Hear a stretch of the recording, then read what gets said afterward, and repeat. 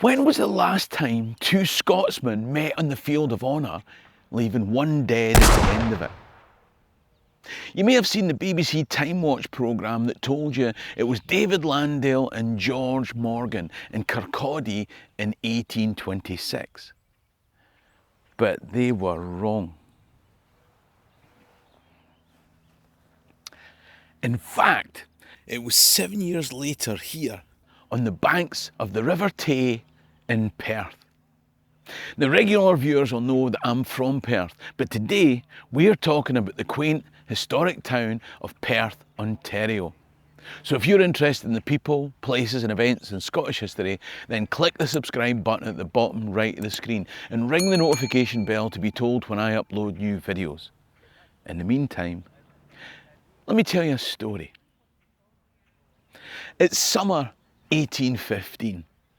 The Battle of Waterloo brought the Napoleonic Wars to an end in continental Europe.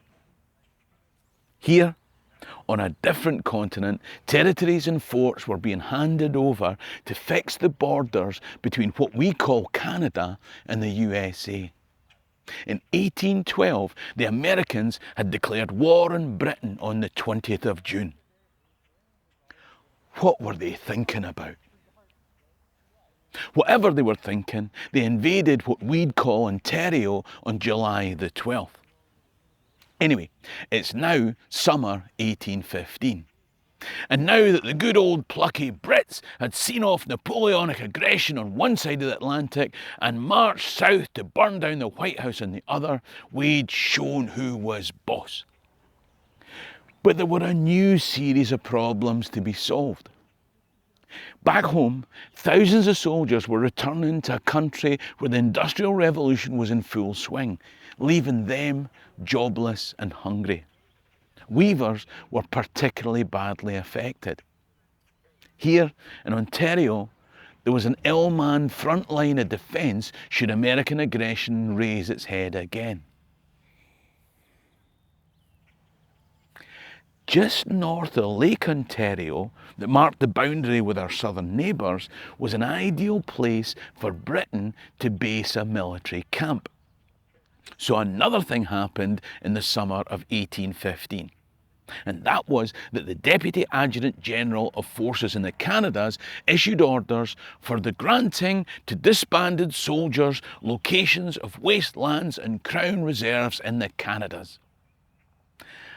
This place was chosen as a location for one of those military camps, but within a very short 8 years, it would be the town of Perth.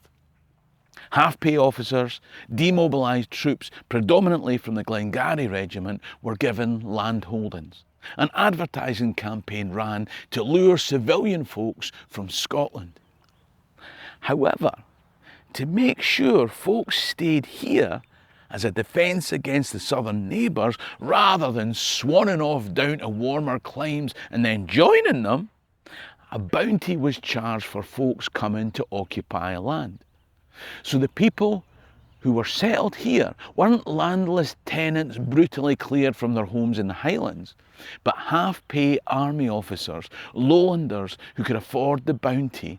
And of course, along with some Irish and odds and sods of French and English, a community was built that very quickly created what is the most delightful Canadian town that I've been in. The houses are older, more established, stone built, and with a Regency feel compared to more modern and wooden buildings you'll see in so many other places. There were possibly even remnants of class, propriety and pseudo-refinement. I say pseudo-refinement. We are in the Americas. The military surveyors had laid out the structure of the town in April 1816. Within 6 months, 840 men, 207 women and 458 children lived here. And 18 years after that tumultuous year that saw an end to wars, land grants to soldiers and the first immigrant ship sailing from Greenock, Perth was a thriving town. Two of its young residents concern us. Robert Lyon had emigrated from Inverurie. There, his dad had been the mayor. Here, his elder brother was Justice of the Peace, a decorated soldier and one of those officers from the War of 1812 who had settled on half pay. He was now well married and would go on to be army pension agent, magistrate, mill owner, distiller and later elected to the Upper Canada legislature. In the meantime, he arranged for wee brother Robert to apprentice in the solicitor's firm of his brother-in-law, Thomas Radenhurst. This was Thomas Radenhurst's house. It's called Ingava and it's now a museum. But he wasn't the only solicitor in town. John Wilson didn't have the well-bred background and stature of Robert Lyon. In some ways, their status was similar. They were both apprenticed to solicitors in the town. But Wilson didn't achieve his position by status or connections. Born in Paisley, the son of a weaver, Wilson lived here in Summit House, his boss James Bolton's home. And he had to work as a school teacher in the morning before heading to work for Bolton as a trainee solicitor. The two young men are almost a parody of the divide between Perth's military officer class and the civilian immigrant class. Everything Wilson had, he'd achieved himself by hard work. Some say the one thing that he hoped for was the affection of a young school teacher called Elizabeth Hughes. It seems that this was a love that wasn't entirely requited. At the cusp of the Victorian era, one might have thought that intelligence, hard work, stable career prospects and godliness might be all you need. But apparently not.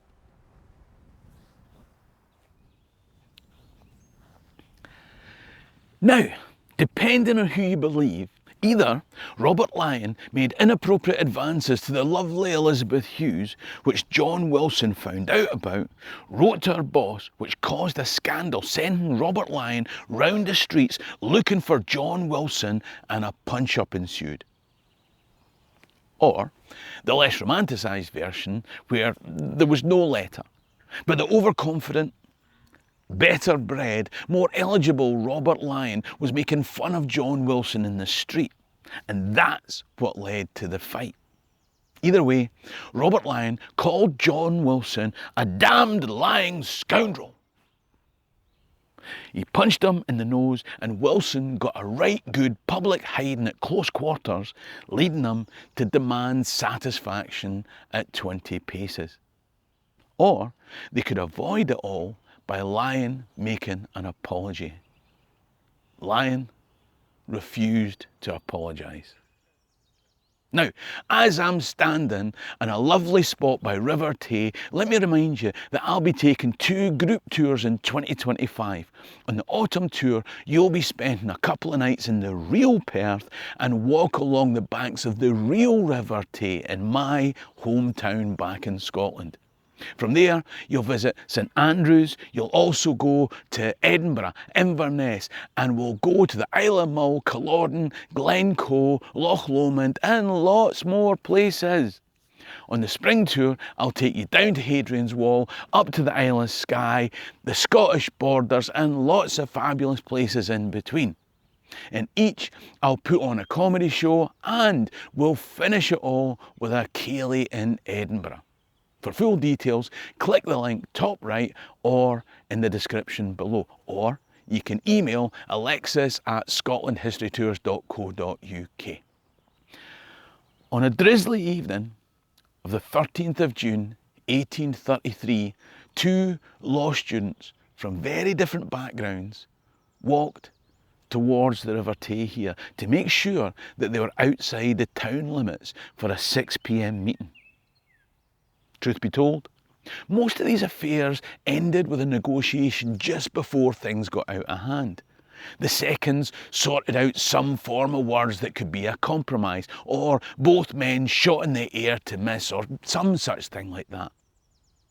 But here, we had two young men, one confident, well-bred, you might even say haughty 20-year-old, who had no intention of refusing the challenge that had been sent by the official second to Wilson, the smaller, industrious but somewhat ordinary competitor 2 years Lions elder, but surely much beneath him. This duel was going ahead. Rain came down as they went through the ritual of preparation, 60 feet apart on the muddy banks of the Tay, near what's now called the Last Duel Park. On a command, they both made their shots. Both shots missed. But one duellist said that he'd felt his hair flutter from the rush of wind caused by the ball whizzing by. The younger, Lion, insisted that they take a second shot. The pistols were loaded once more. Each young man took his stance. The sound of the called sequence would have been as steady as the falling rain, no doubt running down their face, mixing with the sweat in their brows. On the call, they fired. A ball whistled through the air, then under an outstretched arm and through each lung before leaving the body of Robert Lion. He fell where he stood. He died where he fell.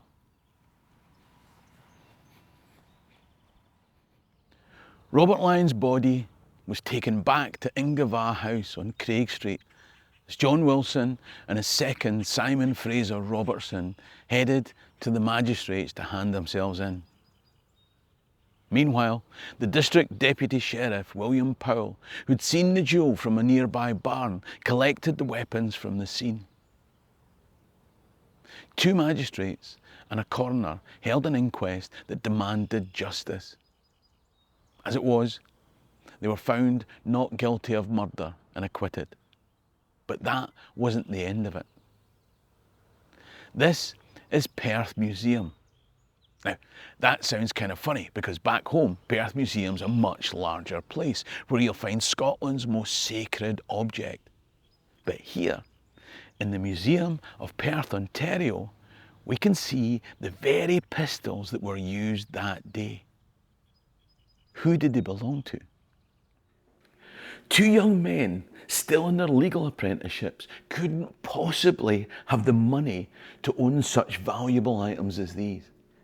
The deputy sheriff who collected them from the field in a small town where everyone must know each other said that he had no idea who these valuable and unusual pistols belonged to. Really? The romanticised story paints a picture of two young men taking the field of honour over a woman. But there was more going on under the surface. You see, there had been other duels fought in Perth recently. 3 years before Lion and Wilson met on the field, almost to the day, their bosses, Thomas Mabon Radhurst of Ingava and James Bolton of Summit House, met in a duel. Apparently, after exchanging shots without effect, an amicable arrangement took place through the interference of the seconds.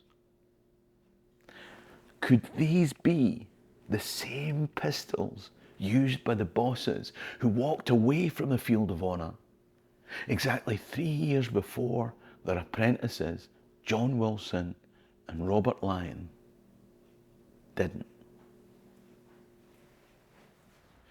Many in the town were appalled at the not guilty verdict, and both John Wilson and his boss James Bolton were ostracised and lost all standing in the area, as did Elizabeth Hughes. Wilson went on to marry Elizabeth Hughes and had 3 children. He first worked for his boss Bolton in Niagara and then set up his own legal practice in London, Ontario. He helped organise local resistance against the Upper Canada Rebellion, and he was made captain of the militia there. He served as a warden for the London district and as a solicitor for the City of London. He was elected to the Legislative Assembly of the province of Upper Canada.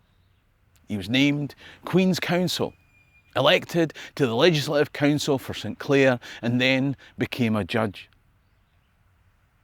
He died in Westminster, Ontario at the age of 62, by which time Robert Lyon had already been lying here for 60 years. 21 seems young to throw your life away over a punch in the nose, whether it's because of a girl or your feuding employers. And yet this is where Robert Lyon found himself. How many years of life would you give up for a punch in the nose? I've made other videos about incredible stories of Scots in Canada. There's one coming up on screen now. You should definitely watch it. Support the channel by clicking top right to become a Patreon member or buy me a coffee in the description below. In the meantime, ha mé an dóchas gún bhfuil am a life. Shéirí an drasta.